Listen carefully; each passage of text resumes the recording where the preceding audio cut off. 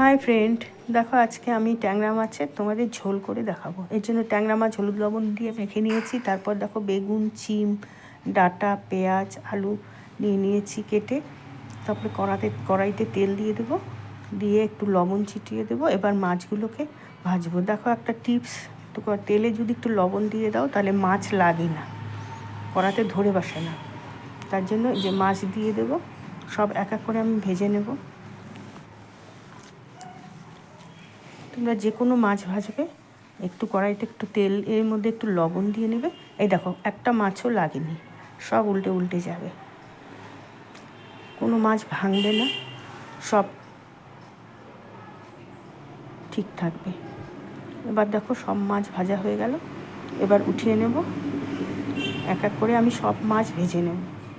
দেখো আমার সব মাছ ভাজা হয়ে গেছে। এবার কড়াইতে একটু তেল দিয়ে পাঁচফোড়ন দিয়ে দেবো। তারপর একটু পাঁচফোড়নটা একটু ভাজা ভাজা হবে, তারপর দিয়ে দেবো পেঁয়াজ কুচি করে রেখেছি। বেশি মশলা লাগে না, কম মশলায় তরকারি পাতলা ঝোল খেতে খুব ভালো লাগে। দেখো পেঁয়াজটা একটু বাদামি বাদামি হবে, তারপর কাঁচা লঙ্কা, টমেটো সব দিয়ে একটু ভেজে নেব। বেশি ভাজবো না, একটু বাদামি বাদামি করে পেঁয়াজটার রং হবে, তখনই আলু দিয়ে দেবো। আলু এক এক করে সব সবজি দিয়ে দেবো। শীতকালে ভালো টাটকা ট্যাংরা মাছ পাওয়া যায়, এটা ঝোল করে গরম ভাতের সঙ্গে খাবে, খুব ভালো লাগবে। দেখো ডাঁটা, বেগুন, শিম সব দিয়ে দিলাম। এবার একটু একটু ঢেকে দেবো নাড়াচাড়া করে, তাহলে সবজিটা একটু মজে যাবে। আগে লবণ হলুদ দেবো না।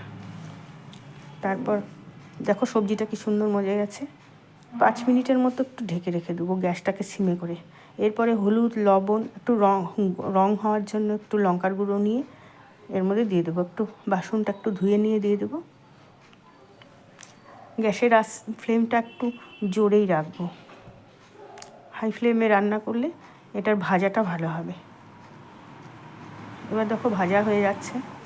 এবার জলটা শুকিয়ে নিয়ে এবার একটু ঢেকে দেবো, তাহলে সবজি দিয়ে মশলা দিয়ে সব একসঙ্গে মিশে যাবে। এবার দেখো ভাজা হয়ে গেছে। এবার সবাই যে যেরকম ঝোল ভালোবাসো সেই আন্দাজে জল দেবে। আমি একটা খুব কমও দেইনি বা বেশিও দেইনি।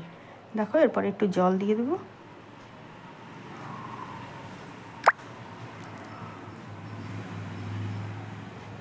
জল দিয়ে তারপর মাছগুলোকে ছেড়ে দেবো।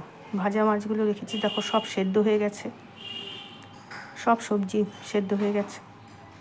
দেখো এবার ভাজা মাছগুলো রেখেছি, ওগুলোকে এর মধ্যে দিয়ে দেবো। দেখো এরকম এইভাবে রান্না করবে, শীতকালে গরম ভাতের সঙ্গে খেয়ে বলবে, কমেন্ট করে বলবে যদি ভালো লাগে। আর সাবস্ক্রাইব করে দেবে, তাহলে আমার পরের রান্নাগুলো দেখতে পারবে। এই দেখো এরপরে ধনেপাতা ছড়িয়ে দেবো।